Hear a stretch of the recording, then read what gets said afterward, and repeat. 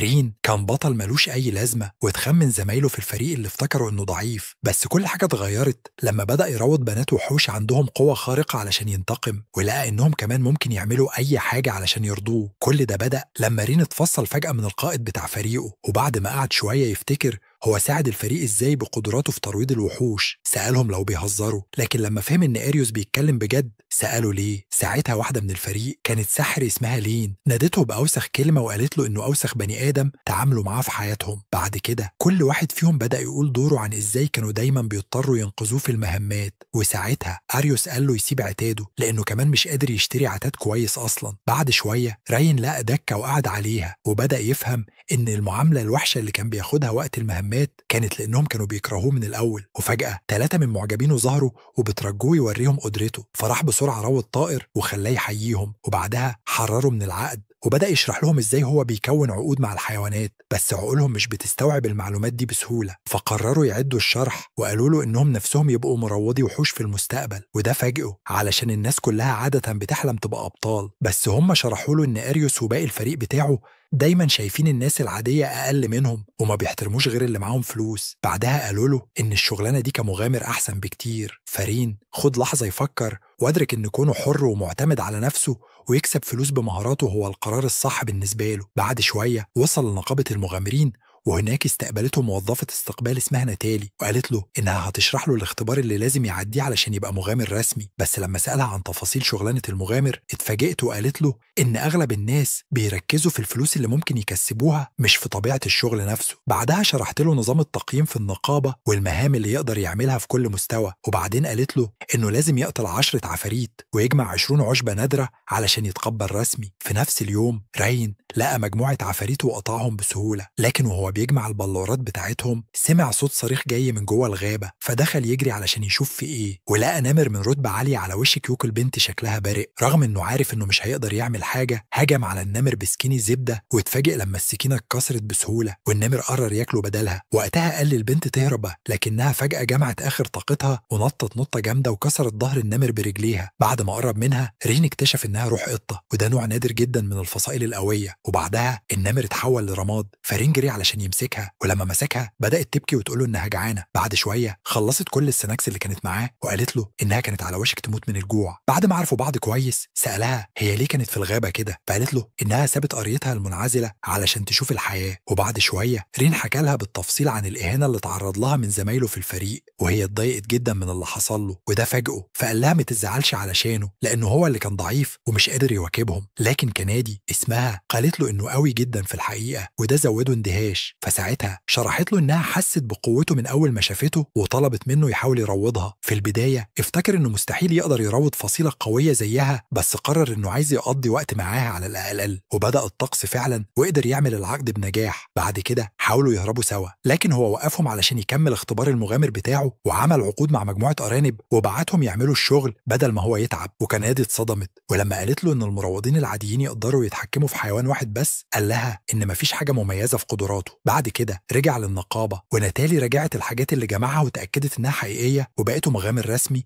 وسلمته بطاقة الهوية بتاعته. كمان اديته شوية عملات مكافأة، وقالت له انها عارفة انهم مش كتير، لكن وعدته انه هيبدأ يحقق فلوس كويسة لو فضل يطور مهاراته. بس رغم كلامها المشجع رين بدأ يقلق، لانه فهم ان الحياة كمغامر مش هتتبني على الكلام الحلو بس. فرين راح لكنادي وسألها لو هي جاهزة تبدأ تاخد مهمات، وقالت له طبعا. لكن فجأة ظهر واحد شبه سكار من فيلم الأسد الملك، وسأل ليه روح قطة كنادي ماشية مع ضعيف تافه زيه. فكنادي شتمته واتريقت عليه لانه مش فاهم ان رين اصلا مروض وحوش قوي جدا. فالراجل قرر يتحداه في مصارعة دراع، وقال انه هياخد كنادي منه لو كسب، بدل ما رين يعمل فيها المحترم ويقول ان الستات مش حاجات يتخانقوا عليها. قرر يخلي الناس تتفرج ويتسلى، وقعد يجهز نفسه للماتش. وفي اللحظة اللي بعدها رين طحن دراع الواد في الترابيزة وفضل مستغرب ازاي بقى قوي كده، والواد التاني قاعد يتلوى من الوجع. ناتالي قالت لهم انهم كانوا على وشك يسحبوا رخصة سكار، وجه تسأل رين ازاي يتعامل مع روح قطة. فرين وكنادي خافوا يفكروا انها هتعاقبهم، لكنها بدل كده اتمنت له التوفيق وسحبت سكار بره المكان. رين كان لسه مش فاهم ازاي بقى قوي فجأة، فكنادي شرحت له ان العقد اللي عامله معاها اداله جزء من قدراتها. بعدين تحمست تاني للمهمة الجاية، لكن لقوا نفسهم بيقلعوا اعشاب طبية من الارض. فلما سألت ليه مش بياخد مهمات قوية، قال لها انه لسه مبتدئ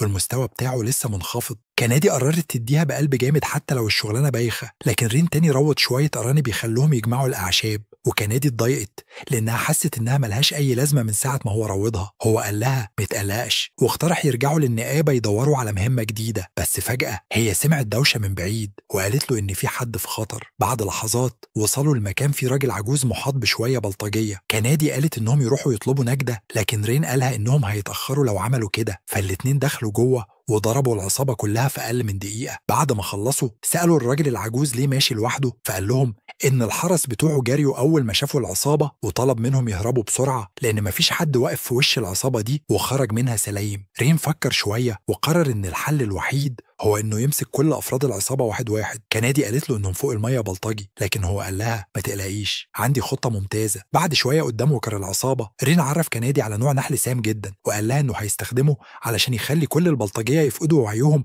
لحد ما هي ترجع بتعزيزات. طلب منها تجيب أكبر عدد من المغامرين وكمان تطلب فرقة الفرسان. كنادي جريت على طول ورين استدعى جيش النحل وبدأ الهجوم، وفي نفس الوقت لين ومينا اللي طلعوا الحرس اللي العجوز كان مأجرهم كانوا لسه بيجروا وبيتنفسوا بالعافية. ومينا راحت تشتم المراود اللي كانوا مأجرينه وسألته ليه ما دافعش عنهم. رد عليهم وقال إن مراودي الوحوش مش المفروض يقاتلوا، ولما سألوه ليه روض سنجاب واحد بس رغم إن في عشرات حواليهم اتصدم وقال لهم إن مستحيل يقدر يروض أكتر من كده لأن المروضين العاديين يقدروا على حيوان واحد بس في نفس الوقت. وفي اللحظة اللي هو بيتفلسف فيها رين كان بيأمر جيش النحل بتاعه يقرص البلطجية لحد ما كلهم ناموا. لين هددت المروض بتاعهم علشان يشيل هو الليلة، وبعد ما هرب مينا قالت إن مفيش دليل إن رين قوي لمجرد إنه بيقدر يروض أكتر من حيوان. بعد شوية كنادي رجعت ومعاها مجموعة مغامرين من النقابة وقالوا لرين إن فرقة الفرسان رفضت تساعد، بس بمساعدتهم ربطوا كل البلطجية. لكن وهم بيحتفلوا سمعوا زئير عالي وخرجوا 3 سحالي ملوك من أقفاصهم وبدأوا يهجموا على الكل. رين قال للمغامرين يستنوا بره، وهو وكنادي دخلوا معركة رهيبة مع السحالي دي استمرت لحد آخر اليوم. المغامرين كانوا قلقانين إنهم مش هيطلعوا عايشين،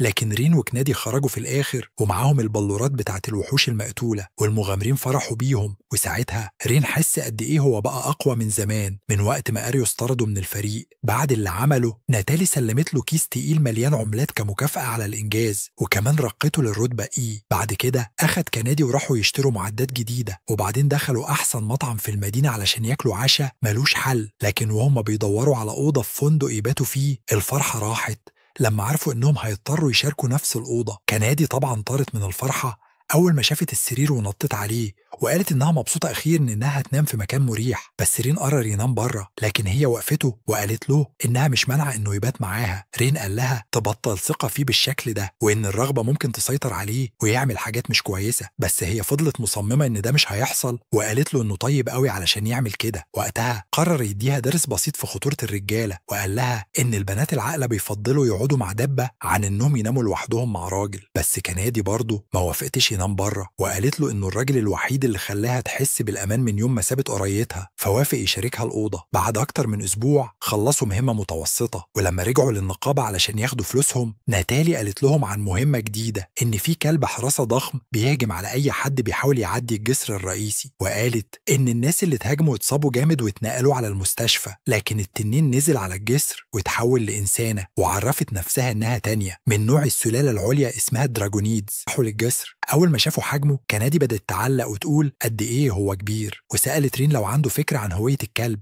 رين فاكرها إن الضحايا كانوا مرعوبين ومحدش عارف يحكي، وفجأة شافوا 2 بيطير في السماء ووشهم قلب لونين. تانية اتفاجئت إنهم لسه عايشين ومدحت مهارتهم وقالت محدش قدر يصمد قدامها كده قبل كده. رين قرر يبطل يعتمد بس على قوة كنادي وقال لها تلاقي تانية شوية. كنادي خدت الكلام على محمل الجد وهجمت بكف جامد كان ممكن يخرم الجسر. تانية اتفادت، لكن كنادي فضلت تضرب ورا بعض، بينما رين كان بيطلع فوق برج في الجسر علشان يعمل عقد مع نوع خاص من الطيور. وبعد شوية كنادي خلصت كل الحركات اللي تعرفها، ورين رجع وبعت الطيور علشان تنقر جسم تانية في كل الأماكن المكشوفة. تانية طردت الطيور وقالت له انت غبي لو فاكر ان الهجوم ده ممكن يوجعني، لكن فجأة جسمها كله وقف عن الحركة. ساعتها رين قال لها ان الطيور دي سامة جدا واحتاج يروض كمية كبيرة منها علشان يوقف تنين زيها. تانيا أعلنت الهزيمة وده فاجئهم، فسألوها لو في حاجة تانية تقدر تعملها وجسمها مش قادر يتحرك خالص. كنادي نطت على رين من الفرحة، ورين طلب من تانية تبطل تتدرب في المكان ده وتروح مكان تاني. رجعوا على النقابة وقالوا لناتالي الأخبار الحلوة. كالعادة ناتالي دخلت في مود المعجبة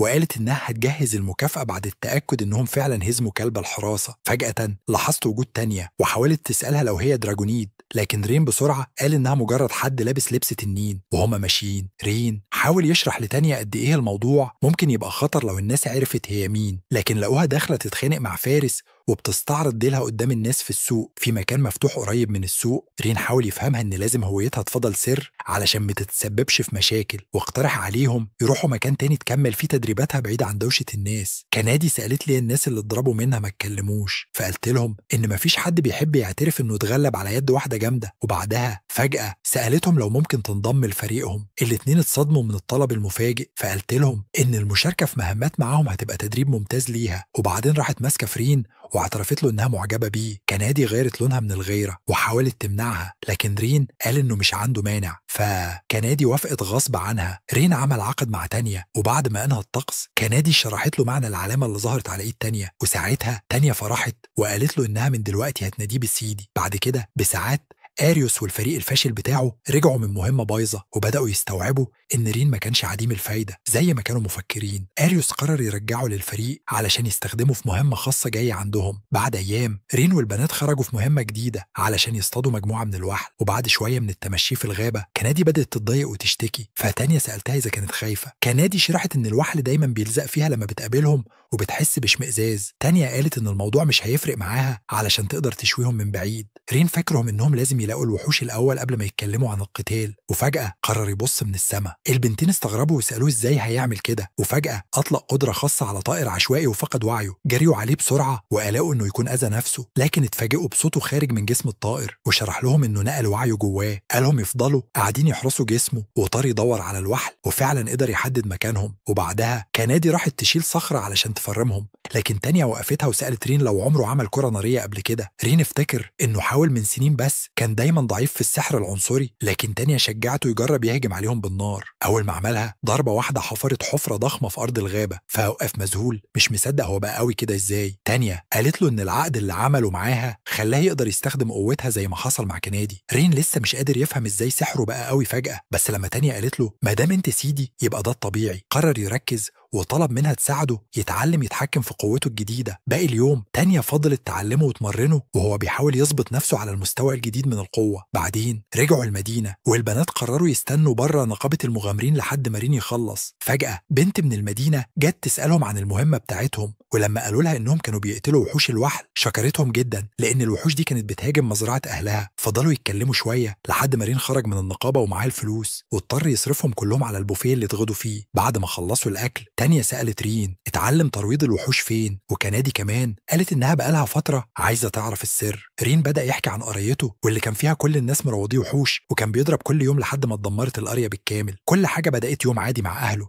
اللي هم كمان كانوا مروضين، وساعتها بدل ما يتدرب مع شيخ أو صديق قرر يطلع الغابة لوحده يتمرن على الحاجات اللي اتعلمها. ولما خلص كانت الشمس غربت، لكن هو لمح نور غريب من بعيد، ولما قرب اكتشف إنه جاي من قريته اللي كانت بتتحرق بالكامل. جرب أقصى سرعته لكن لما وصل كان كل حاجة خلصت. تاني يوم الصبح مجموعة مغامرين جموا وأنقذوه، وواحد منهم ساعده يلاقي مكان يقعد فيه، بس من ساعتها بقى بينام على الأرض الباردة بعد يوم شغل شق علشان بس يلاقي ياكل. وفي يوم آريوس شافه وعرض عليه ينضم لفريقه، فرين وافق بسرعة وفكر إن حياته أخيرا هتتحسن، بس للأسف اكتشف بعد كده إنهم كانوا شايفينه مجرد أداة تساعدهم في مهماتهم. بعد ما خلص القصة قال للبنات إنه اتصالح من زمان مع فكرة إنه ضعيف، لكن كنادي فكرته بكل المرات اللي حماها فيها وقالت له إنه دايما بيحاول يحمي الناس من الحياة الصعبة اللي هو عاشها. وتانيا كمان اعترفت إنها بتحب طيبته، وفضلت متضايقة من آريوس علشان كان غبي وما قدرش قيمة الشخص الوحيد اللي فعلا كان بيستاهل في فريقهم.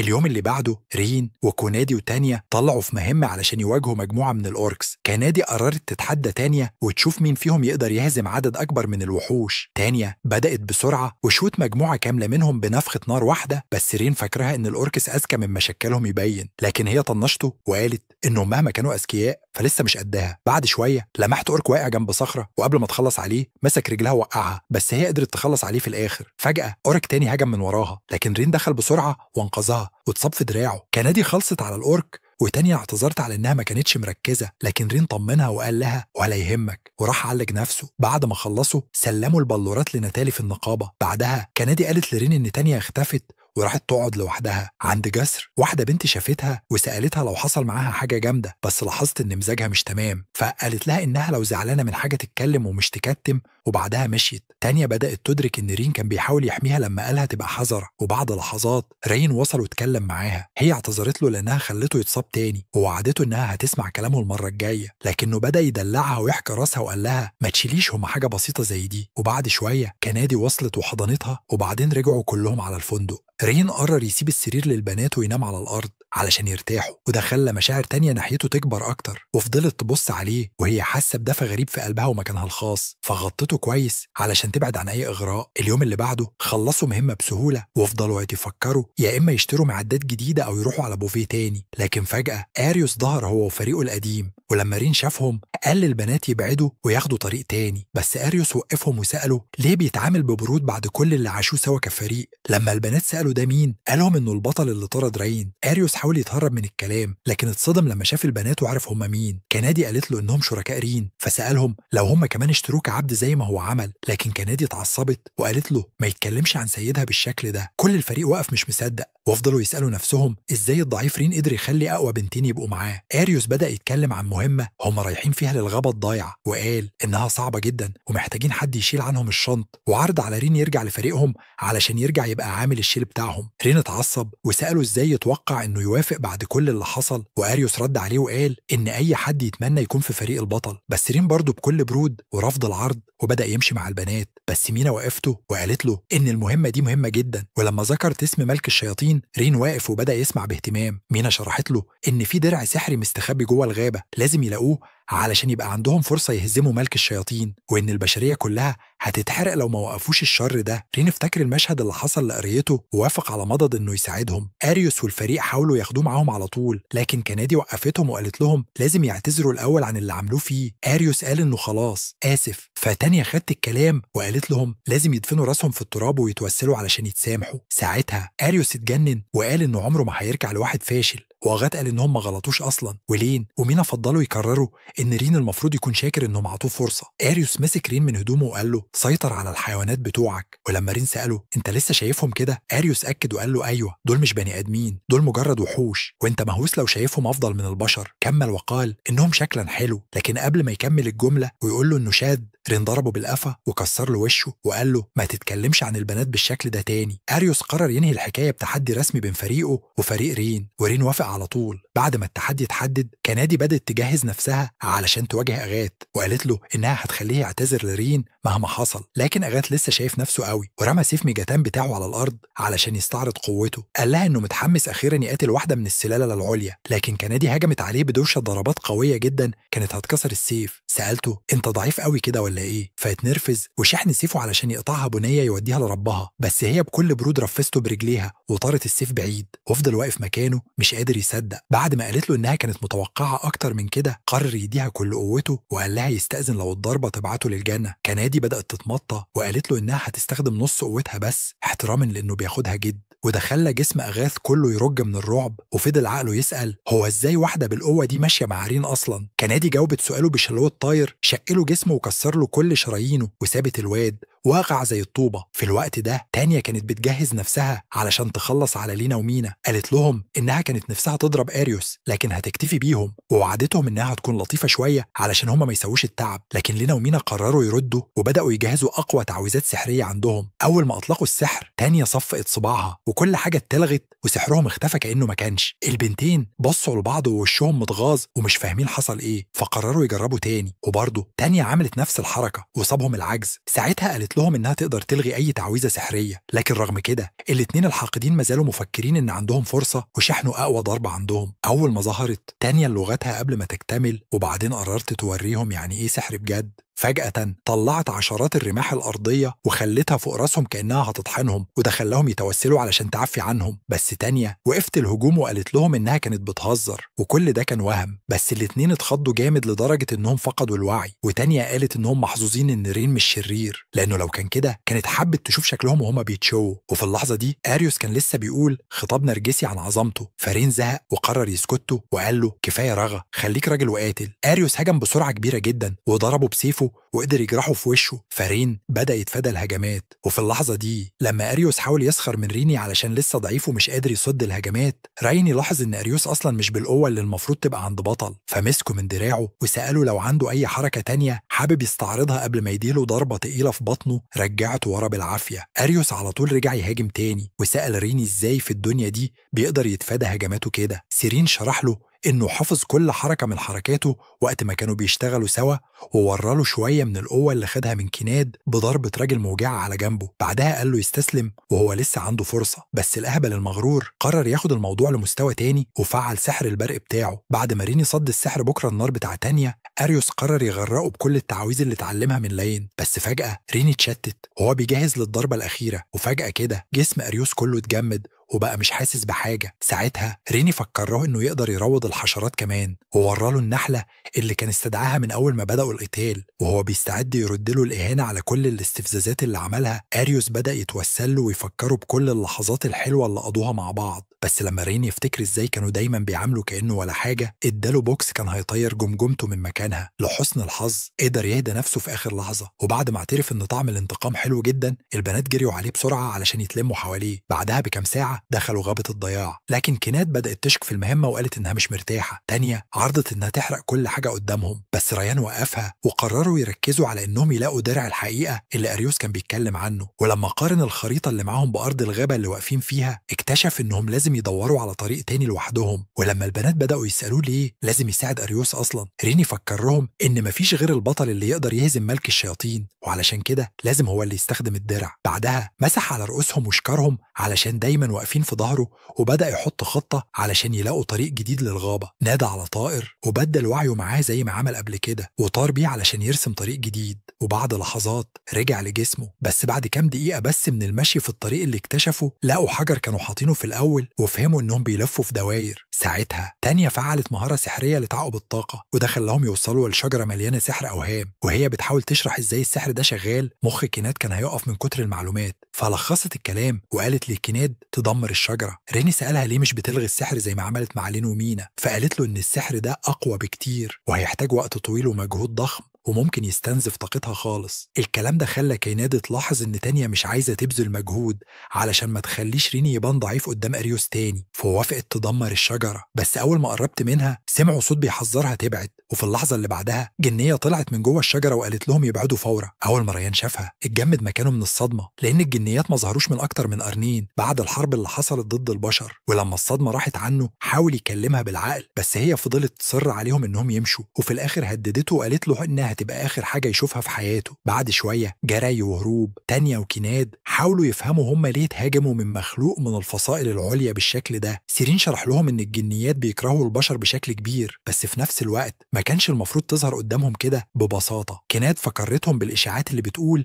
ان في وحوش بتحرس الدرع، وقالت ممكن تكون الجنية دي متحالفة معاهم. لما تانية قالت نرجع نخلص اللي بدأناه بالعافية، رين اقترح انهم يتكلموا معاها. الاتنين استغربوا انه حتى بيفكر في كده بعد ما كانت هتموته، لكنه أصر انهم يجربوا الطريقة الهادية وقدر يقنعهم يدوه فرصة. وبعد لحظات رجعوا للشجرة وريني هو اللي طلع قدامه اتكلم مع الجنية اللي اسمها سورة. زي ما حصل قبل كده بدأت تهدده لو ما مشيش، ولما سألها لو ممكن يتكلموا شوية رفضت وبدأت تجهز سحر. ريني وقف البنات علشان ما يتدخلوش وقال لسورة انها تضربه بأقوى ما عندها لو ده هيساعدها تثق فيه. وبالفعل هجمت عليه بسيل من السهام السحرية، بس كل اللي عملته انها خدشته شوية. ولما شافت انه لسه محافظ على ابتسامته سألته انت فعلا بني آدم زي البشر اللي حاولوا يدمروا أراضينا من زمان؟ ريني قال لها البشر ممكن يكونوا طماعين بس مش كلهم عايزين دم. ومع كده هي فضلت مش واثقة فيه وحاولت تهجم عليه تاني، لكن كيناد وتانية دخلوا بسرعة علشان يحموا ريني. الطريقة اللي ضحوا بيها بنفسهم من غير تردد خلت سورة تعيد تفكيرها، فقررت تسمعه وقدمت نفسها بشكل رسمي. وبعد كام دقيقة خلصوا شرح مهمتهم في انهم جايين ياخدوا درع الحقيقة، وسألوها لو تقدر تفتح الحاجز اللي بيمنعهم يوصلوا له، لكنها رفضت وقالت ان الحاجز ده بيحمي الطريق المؤدي لوطنها. تانية سألتها لو كانت بتحمي وحش بيخبي الدرع، بس سورة ردت وقالت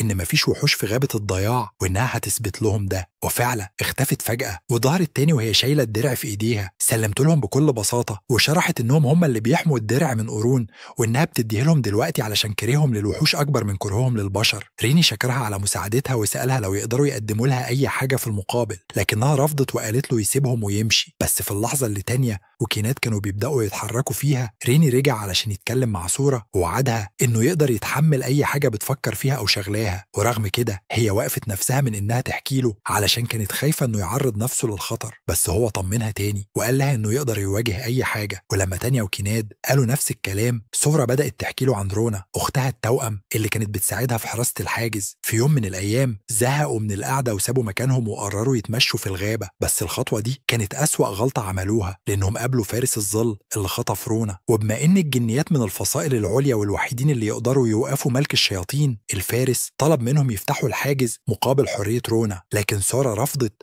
وجرى الترجع تطلب المساعدة من القائد بتاعهم. وللأسف القائد قال لها تقبل بخطف رونا كعقاب ليهم على غلطتهم. بعد ما فهمت ان اختها كانت لوحدها ومتعذبة طول الوقت، ريني وعدها انه هينقذ رونا ويهزم فارس الظل من غير ما يعرض وطنهم لاي خطر. سورة جريت على ريني وحضنته علشان تعبر له عن امتنانها، وبعدها قالت له ان فارس الظل اداها مهله لحد اخر اليوم علشان تشيل الحاجز والا هيقتل رونا. ريني قال لها ما تقلقش ولف علشان يمشي. سورة عرضت تمشي معاهم بس هو وقفها وقال لها ان وجودها هناك هيخلي الفارس يهاجم رونا. بعد ما وافقت تفضل ورا، سورة ادتهم وصف دقيق للمكان اللي الفارس مستني فيه، وبالفعل وصلوا له في خلال دقايق. اول ما شافوه ريني ضرب عليه كرة نار، بس فارس الظل ما تأثرش خالص وضحك عليه وقال له انه غبي علشان مش عارف ان السحر ما ينفعش عليه. بس كيناد نطت وادت له ضربة راجل جامدة، وبعدها ريني اداله بوكس محترم. وبعدها قالوا له انهم اصلا عارفين ان عنده مقاومة للسحر. الفارس سأل ريني ليه بتقاتلني وانت عارف انك ما تقدرش تهزمني؟ ريني حاول يتهرب من السؤال، لكن الفارس لاحظ ان كيناد كانت بتبص على رونا من بعيد وفهم ان سورة بعتهم ينقذوها. وقتها قرر يقتلها، لكن تانيا لحقت الموقف وصدت الهجمة وخدت رونا بسرعة وهربت بيها علشان يقدروا يركزوا في قتال الفارس. اول ما الفارس فهم انه اتضحك عليه اتجنن وطلع مهارة سحرية مرعبة كانت ممكن تدمر الغابة كلها. ريني قال لكيناد تستعد للهجمة الأخيرة، ولما قالت له انها مش واثقة ان الهجمة هتكون قوية كفاية، هو طمنها وقال لها ما تقلقش واستدعى سرب نحل. في اللحظة اللي كيناد خلصت فيها كل الحيل، ريني استخدم النحل علشان يشتت الفارس، ودي كانت فرصته علشان يعزز قوة كيناد بتعويذة قوية. ومع القوة الجديدة اللي وصلت لأقصى حد، كيناد جمعت كل طاقتها وضربت الفارس ضربة في بطنه فتحت فتحة عدت من جسمه وخلته يتفكك ويبقى تراب سحري. جريت على ريني وسألته ازاي عملت حاجة بالقوة دي؟ ريني قال لها انه فعلا اتعلم التعويذة دي من زمان في بلده، لكنه ما كانش يقدر يستخدمها غير لما بقى عنده سحر تانية. وقتها تانية رجعت ومدحته، واول ما رونا فاقت رجعوها عند الشجرة علشان تتلم على سورة. وبعد ما الاخوات سلموا على بعض، سورة سألتهم لو في اي حاجة ممكن تعملها علشان ترد لهم الجميل، بس هم قالوا لها ما تشغلش بالها. رونا كمان شكرتهم، لكن فجأة بدأت تقول كلام غريب عن الحاجات اللي فارس الظل ممكن كان يعملها فيها. وبعدها راحت تسأل ريني كنت بتفكر ان الفارس ده هيبهدل كيكات الجنية بتاعتي؟ ريني اتصدم من السؤال الغريب وسارة جريت وراها علشان توقفها عن إحراجه. بعد لحظات البنات سألوا سورة ورونا إذا كانوا مبسوطين إنهم رجعوا يحرسوا وطنهم سوا، لكن سورة قالت إنها في الحقيقة عايزة تمشي علشان ما تقدرش تسامح الناس اللي ضحوا برونا علشان ينقذوا نفسهم. رونا وافقتها وقالت إنهم هيبقوا في خطر أكبر لو فضلوا في المكان ده لأنهم ما يعرفوش حاجة عن العالم الخارجي. فكيناد سألتهم لو يحبوا ينضموا للفريق. تانية كمان قالت إن الفكرة ممتازة، وبعد ما الأخوات قرروا يثقوا في ريني رغم علاقتهم القديمة بالبشر، هو كمان وافق. في اللحظة اللي بعدها الاتنين قالوا له يروضهم. ريني بدأ يشك في نفسه لأنه عمره ما فكر إنه ممكن يروض جنيتين في نفس الوقت، لكن تانية وكيناد لاحظوا تردده وفكروا إنه بقى أقوى من زمان بكتير. فريني قرر يحاول، وبعد شوية تفكير في تعويضة العقد بدأ العملية وفعلا نجح. وبعد ما الاتنين شافوا علامة العقد على إيديهم، ريني حس إن العملية سحبت منه طاقة كتير وكان هيفقد الوعي، بس الأختين سندوه وبدأوا يعرضوا عليه يعتنوا بيه في أي وقت هو محتاج فيه. تانية وكيناد وقتها لاحظوا إنهم قللوا من درجة الغرابة اللي ممكن التوأم يوصلوا ليها. بعد كام ساعة رجعوا على المدينة، وريني على طول راح يسلم الدرع لأريوس، بس أريوس ما صدقش إنهم قدروا ينجزوا المهمة بالسرعة دي. لما مينا فحصته بالسحر عرفت إنه الدرع الحقيقي. أريوس وقتها لاحظ إن التوأم مستخبيين وسأل ريني هم مين، بس ريني شتته بسرعة علشان ما يحصلش تصادم بين البشر والجنيات. بعدها طلب الفلوس اللي اتفقوا عليها، وأول ما أريوس سلمها له ريني كان هيمشي، لكن أجاس سأله لو يحب ينضم لهم تاني. أريوس حاول يمنعه، بس أجاس قال له يبطل يتصرف كأنه مش محتاج حد. مينا ولان كمان وافقوا إنهم محتاجين ريني في الفريق. أغاث قرب من ريني وبدأ يشرح له كل المميزات اللي هتيجي لو رجع يشتغل معاهم، ووعدوا إنهم مش هيعاملوه كعبد زي زمان. لكن ريني لما افتكر كل الإهانات اللي تعرض لها منهم حس بالغضب. كيناد وتانيا قالوا له ما يضيعش وقته في الرد عليهم. أغت حاول يغريه بالجايزة الكبيرة اللي هتكون لفريق البطل بعد ما يهزموا ملك الشياطين، لكن ريني رفض العرض وقال إنه معاه كل اللي محتاجه. وأول ما مشي واحد فيهم قال له إنه غبي علشان رفض عرض بالروعة دي وتصرف كأنهم مش محتاجينه. مينا ولين وافقوا على الهري ده، بس وهما بيستعدوا للمهمة أريوس كان لسه بيسترجع الهزيمة المهينة اللي حصلت له، وحالف إنه هيخلي ريني يدفع الثمن. في الوقت ده ريني والبنات كانوا قاعدين في الظل تحت شجرة، ولما التوأم سألوه ليه أريوس هو الوحيد اللي يقدر يواجه ملك الشياطين، ريني قرر يحكي لهم شوية تاريخ. من زمان جدا ملك الشياطين سيطر على كل البشر بقوة مهولة ومحدش قدر يقف قدامه. البطل وقتها عمل اتفاق مع الآلهة وخد من دمهم، والدم ده اداله مهارة اسمها كسر الحدود اللي زودت قوته لحد ما بقى قادر ينقذ البشرية. القوة دي اتنقلت من جيل لجيل، ودلوقتي هي موجودة في أريوس، وده معناه إنه هيبقى أقوى كفاية علشان يواجه ملك الشياطين. بعد ما خلص الحكاية التوأم قالوا لريني إنه ممكن يكون عنده مهارة شبه دي علشان مستواه بيعلى كل مرة بيروض فيها نوع جديد. كيناد وتانيا كمان وافقوا على الكلام ده وقالوا له إنه هو اللي لازم يواجه ملك الشياطين بدل ما يسيبها لأريوس وفريقه الفاشل. ورغم كل الحماس والكلام ريني كان لسه مش قادر يصدق إنه قوي كفاية، وقال إنه محتاج وقت يفكر. البنات اعتذروا له إنهم ضغطوا عليه ووعدوه إنهم هيقفوا جنبه مهما اختار. تاني يوم وهما بيفطروا البنات اقترحوا يروحوا يشتروا له معدات جديدة علشان يقدر يستغل كل القوة اللي أخدها منهم. وبعد شوية خرجوا على المدينة، بس التوأم كانوا قلقانين من وجودهم وسط كل البشر، فمسكوا في دراعه علشان يحسوا بالأمان. سورا وعدت رونا إنها هتحميها مهما حصل، وريني قال لهم إن مش كل البشر أشرار، بس هما برضو فضلوا حذرين لأي حاجة غريبة. وفجأة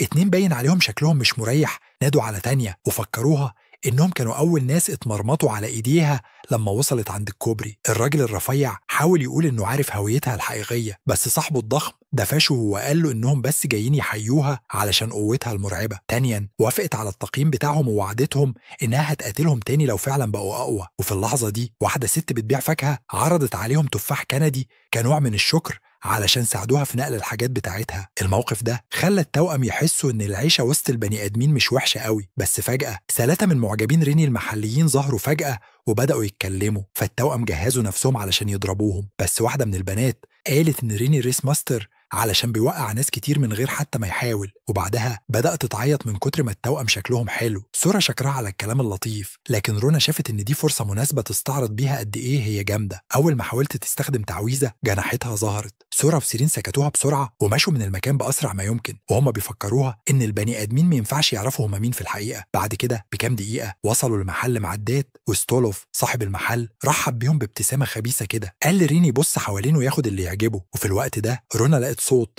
وقالت له إنه ممكن يستخدمه في تمثيلية 50 شيتز معاهم بعدين. وسورا بدأت تضربها من كتر ما دماغها دايما رايحة في حاجات غريبة. ريني مسك خنجر، بس أول ما شده من الجراب حس بحاجة غريبة. وفجأة مغامر غريب دخل المحل وطلب أحسن سيف ممكن يشتريه، ورمى كيس تقيل مليان دهب قدام ستولوف. الموقف ده خلى سورا يتعصب أكتر، لكنه خباه عصبيته واختار له سيف شكله فخم كده. المغامر عمل نفسه إنه مسك أقوى سيف في حياته وخد بعضه ومشي. ساعتها ريني سأل ستولوف هو ده فعلا أحسن سيف عندك؟ فستولوف سأله هو أنت بتتهمني بحاجة؟ سيرين شرحت إن كل الأسلحة اللي معروضة شكلها بس اللي حلو، لكن في الحقيقة عادية خالص وموجهة للمبتدئين علشان ينضحك عليهم. وفجأة ستولوف بدأ يضحك ومدح في ريني علشان قدر يلاحظ حاجة بسيطة زي كده. فالتوأم نادوا عليه نصاب، بس هو طمنهم إن كل حاجة بيتباع بالسعر اللي يستحقه. بعدين فتح لهم مجموعته السرية، وريني على طول لاحظ إن كل الأسلحة هناك قوية جدا وسألوا ليه مخبيها. فستولوف شرح لهم إن الجيل الجديد من المغامرين بيقللوا من قيمة الأسلحة القوية اللي هو بيعملها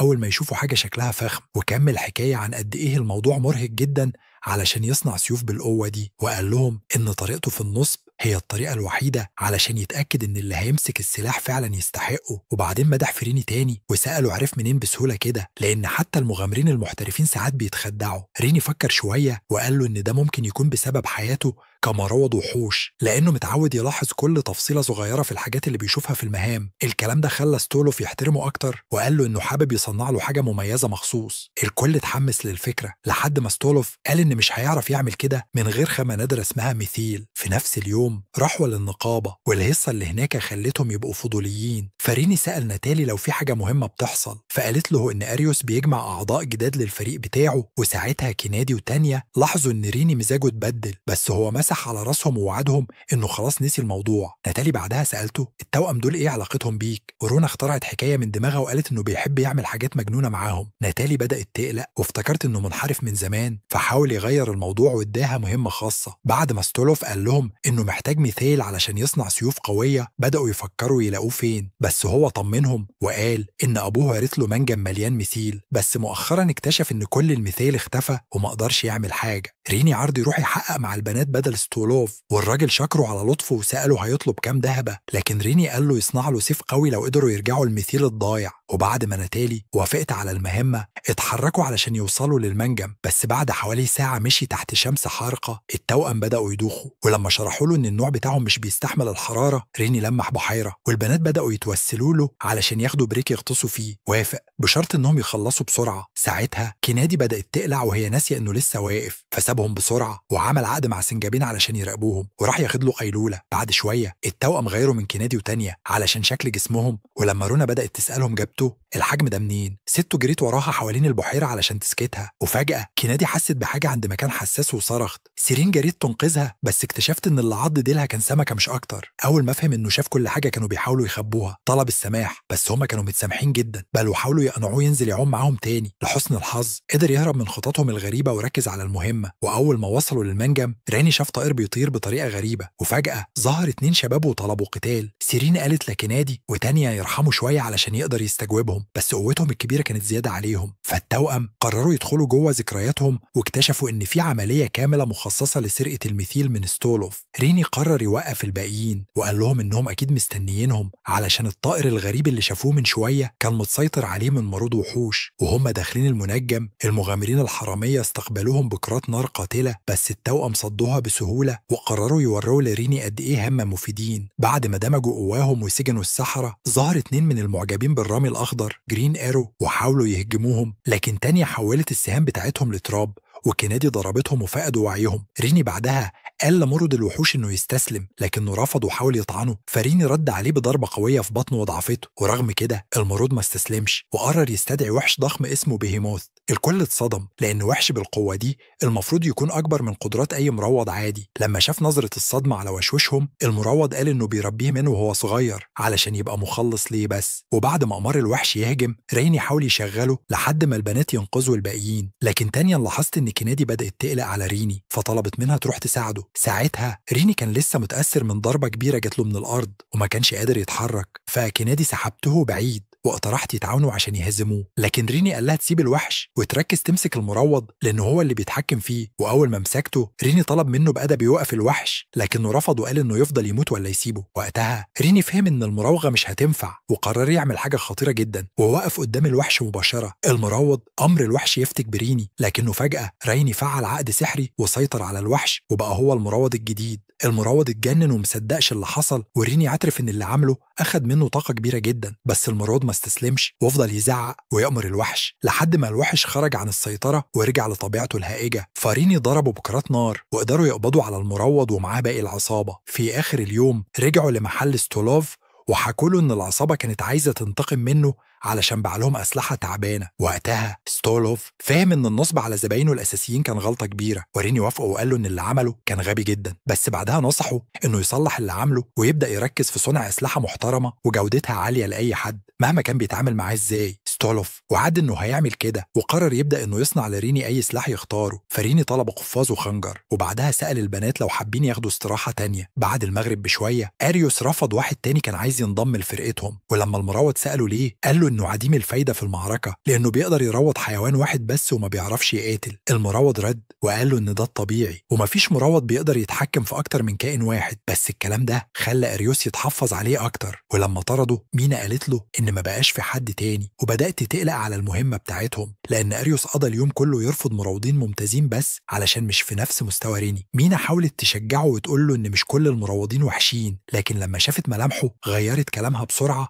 ومدحته على إنه بطل عظيم، وقالت له إن أجاث وليان يمكن يلاقوا حد مناسب، وهو قال لها تروح ترتاح. وهي خارجة شكرته على لطفه وقالت له يرتاح هو كمان علشان عنده عالم ينقذه. بس أول ما مشيت طلع خاتم فيه سحر مظلم وقرر انه يواصل خطته مهما حصل. تاني يوم في النقابة ناتالي قالت لريني ما يقلقش من المراوض المجنون ورفاقه لانهم اتسحب منهم رخص المغامرة وهيدفعوا ثمن اللي عملوه. بعدها التوأم لاحظوا ان مزاجه مش مظبوط، ولما حكى لهم اللي حصل قالوا له يبطل يلوم نفسه لانهم ما سابوش له اختيار تاني. الكلام ده خلاه يحس بشويه تحسن، قرر ياخدهم يتمشوا شويه في المدينه. بعد ما وقف عند عربيه هوت دوج وخلاهم يجربوا طعم الاكل الحلو لاول مره قعدوا على بنش، بس التوأم وقفوا تاني وسالوه لو حاسس باي فرق في جواه. السؤال لخبطه ففكروه انه بعد ما روض تانيا وكينادي حصل له تغيير، وسالوه لو حصل له نفس الاحساس بعد ما روضهم. ريني قعد يفكر شويه بس في الاخر صدمهم لما قال انه مش حاسس باي فرق عن قبل ما يتقابلوا. بعد ما ريني مسح على رؤوسهم وقال لهم انه ما بيختارش اصدقائه بناء على هم ممكن يعملوا ايه علشانه، سالوه ليه لسه طيب معاهم رغم انهم بلا فائده مقارنه بتانيا وكنادي. ولما فهم قد ايه هم حاسين بعدم الامان قرر يحكي لهم تجربته مع أريوس بالتفصيل علشان يوضح لهم إن الثقة عنده أهم بكتير من القوة أو المهارات. الكلام ده رفع معنوياتهم وخلاهم مبسوطين تاني، فقرروا يرجعوا يجيبوا جولة تانية من الأكل. لكن في الطريق قابلوا شاب غريب لابس لبس مبالغ فيه اسمه إدجار، واللي على طول قال للتوأم إنه عايزهم يكونوا خدماته الخاصات للمتعة. لما ردوا عليه ووصفوه بالغبي لأنه فاكر إنهم ممكن يوافقوا، ريني سأله هو مين، فإدجار قال إن أبوه هو حاكم المدينة وقرر طلبه للبنات إنهم يجوا معاه، لكن ريني رفض وقال إنه مش هيسمح لحد ياخدهم غصب عنهم. وقتها إدجار أمر فرسانه إنهم يقبضوا عليهم، لكن ريني هزم أغلبهم بسرعة. ولما الباقيين تراجعوا ريني قال لإدجار إنه لازم يعترف بالهزيمة، لكن إدجار اتجه للأسوأ واخد السكان كرهائن. ريني فكر إن الناس دول هم الرعاية اللي المفروض يحميهم، لكن إدغار قال إنهم مجرد أدوات ملهاش قيمة وهدد بقطع رؤوسهم لو البنات ما مشوش معاه. لما البنات قالوا إنهم ممكن يهزموه بقواهم ريني منعهم علشان لو كشفوا نفسهم مش هيقدروا يعيشوا حياة عادية بعد كده. في اللحظة دي ريني افتكر تعويذة قوية وفتح بوابات سحرية متعددة وضرب الفرسان بالنار لحد ما هربوا مع إدجار. بعدها الناس اتجمعت حواليه تشكره وبدأ يطمن عليهم. في الوقت ده أريوس اتحمس وبدأ ينفذ خطته. بعدين سورا ورونا حكوا لتانيا وكنادي عن مدى روعة ريني وقالوا إن المهارة اللي بتضاعف قوته أكيد جاية من التوأم. لما تانيا سألت إزاي إدجار بيعمل كده ومفيش حد بيوقفه، ريني شرح إنه بيخطف بناته ويحبسهم في قصر أبوه علشان متعته. رونا علقت وقالت إنه غالبا بيستخدم سلطة أبوه علشان يهرب من أي عقوبة. ساعتها تانيا اقترحت تحرق القصر كله وتوقف جنونه، لكن ريني قال لها تهدى شوية، فردت عليه وقالت إنهم لازم يتصرفوا لأن إدجار غالبا هيرجع تاني يدور على التوأم أو عليه هو شخصية. ريني فكر في إنه ياخدهم ويهربوا من المدينة، لكن التوأم فهموا هو بيفكر في إيه وقالوا له إنه مش لازم يشيل المسؤولية كلها لوحده. شكرهم على دعمهم ووافق على التحرك قبل ما إدجار يلحق يضرب أول. بعد ساعات والد إدجار قال له ما يترددش يطلب المساعدة لو احتاجها، وبعد ما خرج إدجار نادى فارس اسمه جيلت وسأله لو خلص على أي شكاوى من الناس، ورماه بكيس دهب كبير وطلب منه يعرف كل حاجة عن الري وقال له يقبض عليه أول ما يشوفه. وبعد ما جيلت مشي إدجار رن جرس الاستدعاء وظهرت بنت اسمها نينا، لكنه استخدمها ككيس ملاكمة بشري لتفريغ غضبه. تاني يوم ريني وكنادي وصلوا لمقر فرسان النظام، لكن أول ما حاول يقدم شكوى ضد إدجار ظهر مجموعة من الفرسان وقالوا له إن اتهام ابن الحاكم يعتبر خيانة. كينادي حاولت تحكي اللي حصل لكن ريني منعها واستنى لحد ما مشوا، وبعدين قال لها إنهم متواطئين معاه. فجأة حسوا بحد في الزقاق وظهرت فارسة اسمها ستيلا واعتذرت عن إنها كانت بتراقبهم. تواضعها فاجئ ريني، لكن الصدمة الحقيقية كانت لما قالت إنها نائبة قائد فرسان النظام. وبعد ما عرفوا نفسهم قالت إنها سمعت عنهم من وقت ما هزموا جيش قطاع الطرق، وشرحت لهم إزاي الفساد انتشر في النظام بعد ما قائد جيلت بدأ ياخد رشاوي من إدجار وأبوه، وطلبت مساعدتهم في فضح الظلم اللي بيتعرض له الناس. ريني كان لسه مش مصدق إن في فارس ممكن يكون طيب، لكن كنادي طمأنته وقالت له إنها كويسة فوافق يساعدها. لما كنادي سألت لو يقدروا يقبضوا على إدجار دلوقتي، ستيلا قالت لهم إنهم محتاجين دليل. فريني قرر ينصب فخ للفرسان، وبعد ما لقى اسطبل مهجور راح محل ستولوف علشان ياخد سلاحه، وبعدين قابل ستيلا بعد الغروب عشان ينفذوا الخطة. في نفس الوقت جيلت كان جمع الفرسان الفاسدين وقال لهم إنه سمع إن في أدلة ضدهم مخزنة في الاسطبل، وأمرهم ما يسيبوش أي حاجة تخرج منه. لكن أول ما دخلوا وقابل من الأسهم دمر نصهم، فجيلت أمر بالانسحاب، لكن اكتشف إن التوأم حبسوهم جوه. بعد ما قضوا على الفرسان ريني هاجم جيلت، لكنه صد الهجوم ولاحظهم. ستيلا قررت تخلص عليه بنفسها وبدأت تواجهه بالسيف، وهي بتحاول تفكره بأهمية العدالة، لكن كلامها خلاه يتعصب وضربها ووقعها. لكنها قامت تاني وقالت إنها قبلت إنه مش هيبقى الفارس النقي اللي كانت تعرفه، وفي النهاية هزمته. ولما إدغار سمع باللي حصل فاش غضبه في نينا، وبعدين افتكر إن عنده أكتر من 100 حارس شخصي بيحموا القصر. وقتها أريوس ظهر عند شباكه وقال له إنه هو كمان بيكره ريني، واداه الختم السحري المظلم وطلب منه يدمر عدوه المشترك. بعدها بكذا دقيقة ستيلا وصلت لقصر عيلة إدجار مع فرسانها، وأمرت الجنود هناك إنهم يفسحوا المجال علشان يفتشوا القصر بحثا عن أدلة. ولما الجنود رفضوا وطلبوا يشوفوا جيلت، تانيا وكنادي ظهروا وبدأوا يمدحوا في ستيلا، وبعدين ادوا الجنود آخر فرصة يتعاونوا، لكن الجنود ردوا بتجميع كل حراس القصر. وقتها البنات اتحمسوا وقالوا إنهم متشوقين يختبروا قدراتهم. وفي الوقت ده كان إدجار بيبص من مكتبه وقرر ياخد تانيا وكناد بعد ما يستخدم الخاتم عشان يولع ريني، بس كان مستغرب ليه هو مش ظاهر معاهم. وفجأة ريني بيتسلل جوه القصر مع التوأم، وبيبدأوا يفكروا في خطتهم عشان ينقذوا كل الرهائن علشان إدغار ما يبقاش معاه ورقة ضغط لما يحاولوا يمسكوه. رونا كانت متحمسة جدا تنقذ الموقف، فسورة ذكرتها إن لازم يفضلوا هاديين على قد ما يقدروا عشان يطلعوا المدنيين المختطفين بسلام. بعدين الاتنين عملوا تعويذة عشان يتبعوا طاقات كل الرهائن، وبعد ما حددوا مكانهم فجأة سورة بدأت تقلق لأنها حست بطاقة قوية جدا شبه طاقتهم. ده خلى ريني يعيد التفكير في الخطة. يمكن الرهينة القوي ده سلاح سري إدجار ناوي يستخدمه ضدهم، لكنه قرر يروح ويتأكد بنفسه وطلب من البنتين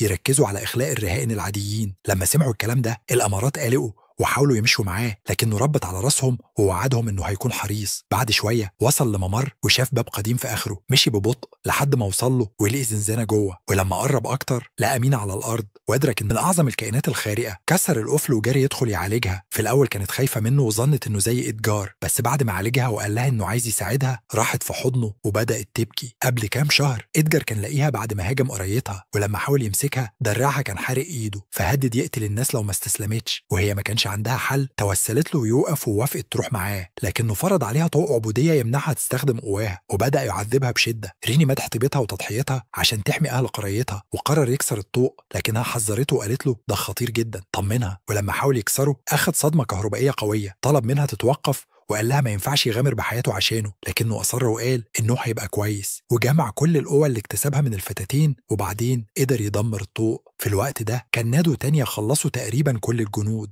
واللي فاضل حاول يستخدم الرهائن كوسيلة ضغط، لكن التوأم قضوا عليهم كلهم واطمئنوا الناس إن المدنيين اتخرجوا بأمان. ولما قرروا يستخدموا كل قوتهم ستيلا راحت القصر عشان تمسك إدجار وأبوه اللي جاري على مكتبه يطلب من مراته طريقة للهروب. إدجار قال له يهرب الأول ووعده إنه هيواجه الموقف فر، لكنه لسه ما وصلش الدرج لقى ريني والبنات قاعدين يمسكوه. ولما ريني مسكه إدجار أطلق قوة الموت اللي في ختم الظلام بتاع أريوس، وبعد ما طعن ريني أريوس افتكر المهمة نجحت وهرب، بس ريني نجا من غير أي خدش وده حير الكل. ورونا فكرته إن ريني خد قدرة واحدة بس من العقد، وده غريب لأن المفروض كان ياخد 2. وبعدين قالت لهم إن الجنيات عندهم قدرة إبطال السحر وهاجمتهم بسحابة سم عشان تثبت كده. ثورة خنقتها لأنها كانت متهورة، وإدغار فقد الأمل وغلبه الحقد، وده خلى الكيان المظلم في الخاتم يكتسب قوة كبيرة عشان يهرب. الكل شاف رعب لما كان ابتلعه كله، وريني أسرع وضربه بكرة نارية عشان يمنع نموه، لكن لما الدخان تلاشى خرج شيطان من الشرنقة. ريني افتكر الشيطان اللي دمر قريته فجاله خوف ووعد الشيطان إنه هيهدم كل اللي بيحبوهم. لما بدأ يدمر المدينة ريني خاف على البنات يكون القتال صعب عليهم، بس لما شاف حماسهم افتكر إنهم بيحبوا القتال وقرر ينضم ليهم عشان يوقفوا الشيطان. في اللحظة دي نينا سألت لو تقدر تنضم ليهم،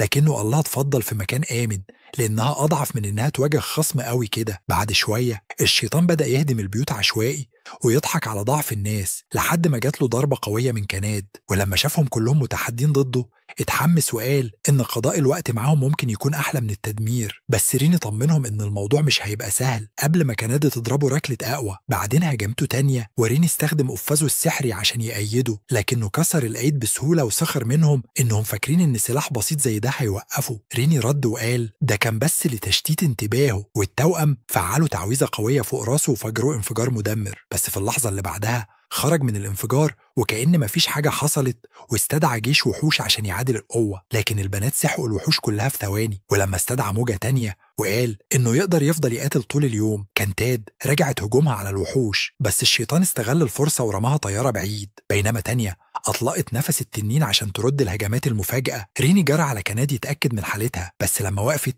جت تانية ضربة زيها، بس هي بعكس كناد قامت بسرعة قبل ما ريني يوصلها. الشيطان مدح قوتها وبعدين بدأ يضرب في كل حتة في المدينة ويضحك على سهولة تدمير بيوت الناس. بعد كده ريني استخدم مهارة الكرات النارية المتعددة عشان يشغل الشيطان، والتوأم مسكوه بسيف مشتعل، وريني عزز قدرات تانية وكناد لأقصى حد. بعدين جمعوا قواهم وكسروا كل عظمة في جسم الشيطان، وبعد ما التوأم طرحوا الشيطان في الهواء، كينيد وجهت له لكمة ساحقة على العمود الفقري عشان تخلص القتال. ورغم كده الشيطان خسر جزء بس من قرنه، واستدعى جيش أكبر من الوحوش عشان يشغلهم وهرب يدمر كل حاجة. ريني دخل في صراع نفسي عشان يلاقي حل يوقف الشيطان ويحمي الناس اللي بقت دلوقتي في رحمة جيشه. التوأم لاحظوا ارتباكه وتكرروه إنه يقدر يتنقل في اللحظة، وقالوا له إنهم مش فارقة معاهم لو الناس عرفوا هويتهم الحقيقية. وفي الوقت اللي هم بيخلوا الناس، نينا سألت أريوس ليه ما راحوش يحاربوا الشيطان، ولما بيقول إن مهمتهم الوحيدة هي مواجهة ملك الشياطين، بتفكره غص إن عليهم كمان مسؤولية تجاه الناس. أريوس بيرد بسخرية لو بيشككوا في حكمته العظيمة، فبيقبلوا على مضض وبيكملوا يتفرجوا على المدينة وهي بتولع وعايزها تحرق مع ريني. بعد شوية فرقة فرسان ستيلا بتبدأ تفقد الأمل، فبتوقف عشان تلقي كلمة تحفيزية، وبعدها التوأمتين بيجوا يطلبوا مساعدتها في تجميع المدنيين عشان ينقلوهم بأمان. وبعد ما الفرسان بيجمعوا الناس في ساحة جنب الغابة، البنات بيفتحوا بوابة سحرية، بس الناس بتتردد لما بتعرف إن البنات جنيات وبيخافوا يكون الموضوع فخ. ساعتها بيجي بائع النقانق وبيعرفهم وبيقولهم إنهم مش ممكن يكونوا شريرين، وبعدين هو نفسه بيعدي من البوابة. وبنت تانية كانت شافتهم أول ما دخلوا المدينة بتقول إنهم ناس تقدر تتوثق فيهم، والكل بيبدأ يتبعهم. في الوقت ده كينيد وتانيا مكملين يقاتلوا الوحوش، وريني بيحاول بكل قوته يحط خطة عشان يوصل للشيطان. فجأة بيجي كل المغامرين اللي في المدينة عشان يساعدوا في المعركة ويفسحوا الطريق لريني والبنات. كينيد بتقترح إن تانيا تنقل ريني على هيئة تنين طائر، بس تانيا بترفض عشان هتبقى هدف سهل، فيقرروا الحل الوحيد هو التنقل الآني. ونينا بتحتضن ريني وبتقول إنها عايزة تساعد زي الباقيين. الفتيات بيتذكروا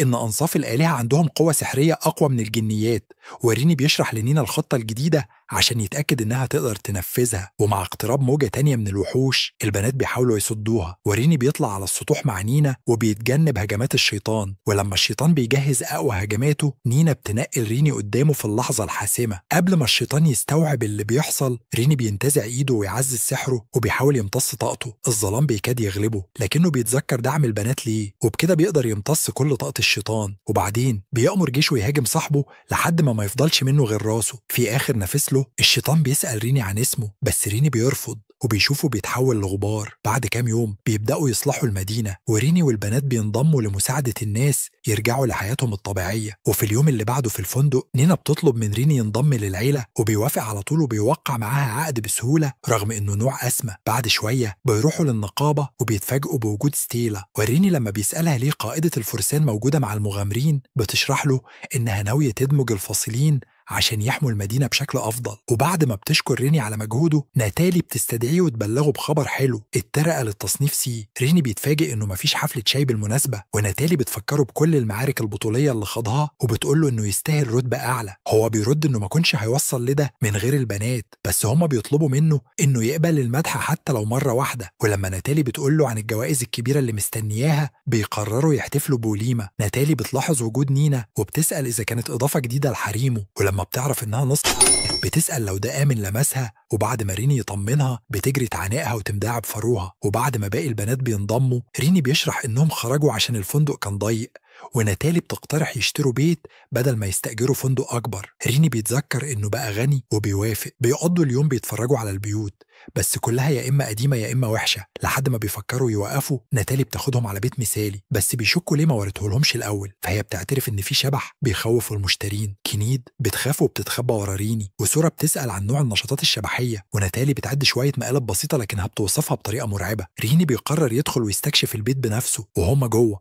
الأساس بيهتز فجأة. كينيد بتقرب تتصاب بسكتة قلبية، وفجأة بتظهر خدمة شبحية جميلة. التوأمتين بتحاول تضربها لكن الهجمات بتعدي منها. الشبح بتحاول تخوف كينيد أكتر، لكن كينيد بتفقد وعيها، وبعدين بتتحول لمطاردة أرواح مجنونة. بتقلب الطاولة على الشبح وبتبدأ تطاردها. الكل بينجح في حبس الشبح داخل حاجز روحي، ولما الشبح بتحاول تمتلك ريني هو بيقدر يروضها، وبيشرح إنه اتعلم ده في قريته. بعد ما بتستسلم بتعرف بنفسها، وبتقول إن رئيسها قتلها من 30 سنة، وبتقول إنها مش هتعرف تسيبهم لو ما قدروش يتعايشوا معاها. بس كينيد بتوعد تحاول تتأقلم، وريني بيقرر يخليها معاهم، وبيقول إنها ممكن تساعدهم يرتبوا البيت. وبعدها ريني مع ناتالي وكينيد بيكملوا إجراءات الشراء، وبعدين بيروحوا يتسوقوا للتحضير لحفل افتتاح البيت. في الوقت ده آريوس وفريقه بيتسوقوا، وكالعادة آريوس بيطلب يحط الفاتورة على حسابه، بس البائع بيرفض ويطلب منه يمشي. آريوس بيرد إن الرفض ده إهانة للبطل، والناس بتبدأ تسخر منهم وتوصفهم بالجبناء. في غضبه آريوس بيهاجم كشك الفواكه وبيمشي، وريني وكينيد بيرجعوا حاملين الأغراض. بيقضوا باقي اليوم بيجهزوا للحفل، ومشهد الوجوه السعيدة بيملأ قلب ريني بالذكريات، وبيعيط دمعة. ولما بيسألوه بيقول إن الأكل السبب وعايز أكتر. هل أريوس هيقدر ينتقم يوم، ولا بطلنا هيكمل يجمع القدرات والبنات لحد ما يزهق؟